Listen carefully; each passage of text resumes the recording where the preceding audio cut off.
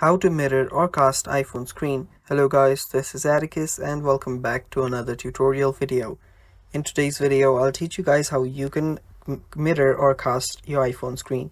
So without any further ado, let's dive right into it. So mirroring or casting your iPhone's screen is really easy. All you have to do is go to your control center. To go there, swipe down from the top right corner and you're on your control center.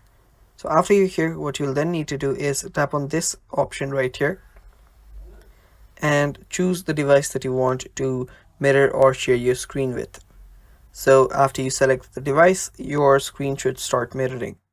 And it's that simple. Now if you don't find this option here, what you'll need to do is on your control center, tap on your plus icon that is on the top left corner. After you tap on it, there you should see add a control on the bottom. Tap on add a control, and after you tap on it, there you will see screen mirroring. It's right here. Tap on this to add it to your control center. After you add it to your control center, you can swipe up and there we go. Now you have just added your screen mirror option to your control center, and that's basically it guys. Thanks for watching. Stay tuned for more and bye bye.